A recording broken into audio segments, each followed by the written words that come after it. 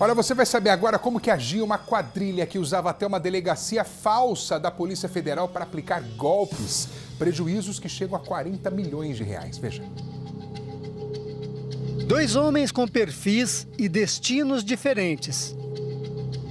Seu Luiz Antônio, um empresário bem-sucedido que trabalhou a vida inteira para montar uma fábrica de estofados. Carlos Eduardo Guimarães Marques, acusado de ser um golpista, se aproximou do empresário, conquistou a confiança dele e é suspeito de aplicar um golpe que pode chegar a 13 milhões de reais. Desesperado pela possibilidade de perder a fábrica, seu Luiz Antônio se matou.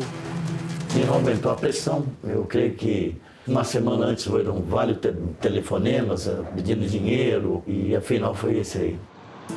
O palco dessa história, que combina farsa, golpes e tragédia, é Rio Claro, no interior de São Paulo. É aqui que fica a fábrica de estofados que seu Luiz Antônio fundou há 50 anos. São vários galpões e uma enorme linha de produção. Nos melhores momentos, chegou a ter mais de 2.000 funcionários. Uma situação que começou a mudar quando a instabilidade da economia se refletiu nos resultados da empresa. Foi nessa época que Carlos Eduardo apareceu aqui na fábrica e na vida do seu Luiz Antônio. De acordo com esse funcionário que não quer ser identificado, Carlos Eduardo se apresentou como alguém que tinha muitos contatos importantes que poderiam beneficiar a empresa. Ele falava que dava aula em faculdades e ele tinha também esse acesso com esses oficiais, né? de tanto promotoria como Polícia Federal. Pouco a pouco, a situação foi mudando. Dizendo ter contatos na polícia e na Receita Federal, Carlos Eduardo teria desviado milhões de reais com a promessa de pagar propinas que anulariam supostas multas milionárias da fábrica de sofás. Para convencer o patrão, ele passou a visitar a fábrica acompanhado de supostos policiais federais. Quando ganhou a confiança, e aí ele ficou totalmente com autonomia, né, para gerar boletos, para delegar, né, situações dentro da empresa. Os funcionários contam que depois de algum tempo, Carlos Eduardo já tinha o controle da empresa. Porque ele foi dominando demais a empresa e foi deixando o seu Luiz de lado, você entendeu? Ele não acatava mais as instruções que o Luiz passava, ele que queria dominar. Um domínio que, segundo os promotores, se traduziu em extorsões e desvios de dinheiro que quase levaram a empresa à falência. Carlos Eduardo teria sido também o responsável pela demissão de 200 empregados. Contra a vontade do Luiz, porque ele não queria fazer isso. Ele sempre teve muito apreço pelos funcionários. A investigação afirma que Carlos Eduardo não agia sozinho. Ele teria relação com agentes públicos que ajudariam a fraudar mandados de prisão, de busca e apreensão, além de multas fiscais.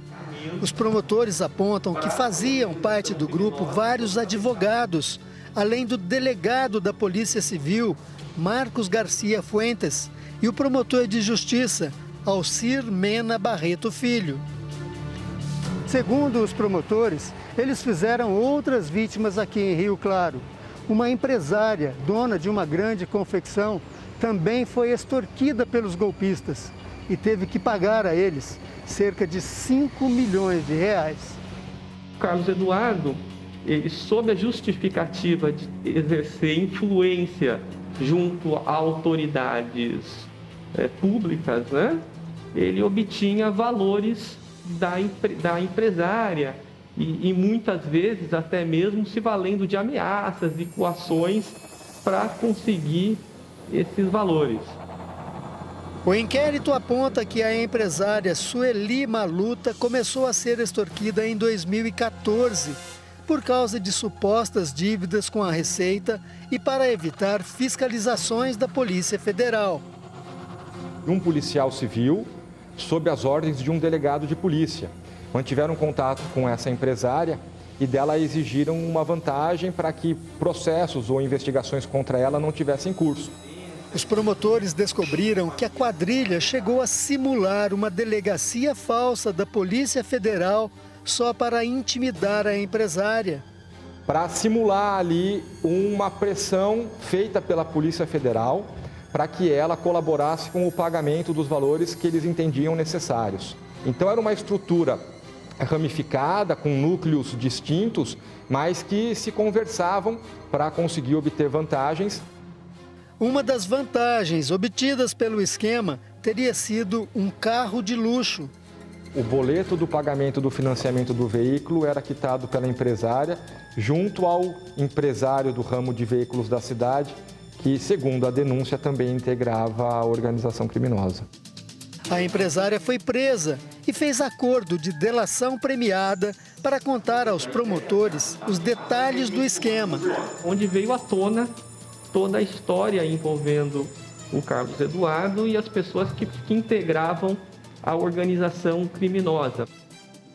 Além de Carlos Eduardo, 6 pessoas foram presas durante a operação do GAECO, Grupo de Repressão ao Crime Organizado de São Paulo.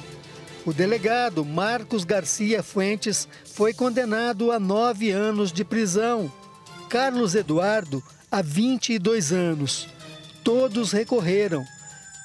Carlos Eduardo foi solto no dia 13 de outubro, depois de conseguir um habeas corpus no Superior Tribunal de Justiça.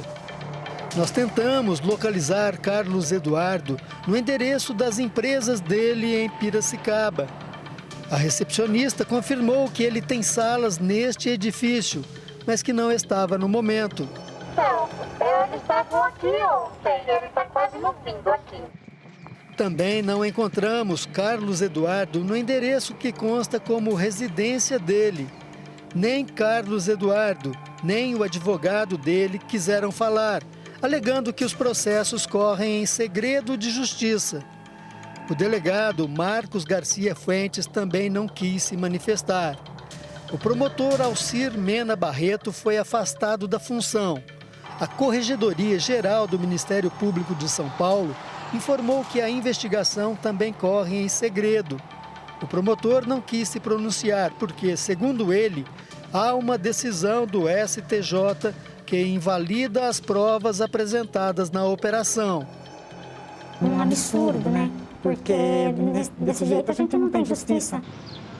Em Rio Claro, as vítimas tentam começar de novo. A empresária Sueli Maluta pagou multas milionárias para o fisco e retomou as atividades com a confecção. Ela não quis gravar a entrevista. A fábrica de estofados tem nova direção e sonha voltar aos velhos tempos, quando chegou a ser uma das maiores fabricantes brasileiras do setor. A empresa poderia estar em condições diferentes, melhores condições financeiras, se não fosse o caso de uma pessoa se aproveitando por trás de tudo isso. Infelizmente, no Brasil, as notícias sobre corrupção são tantas que as pessoas acabam acreditando que esse caminho será o mais curto para resolver seus problemas. Mas certamente isso pode virar a maior dor de cabeça que a pessoa pode ter.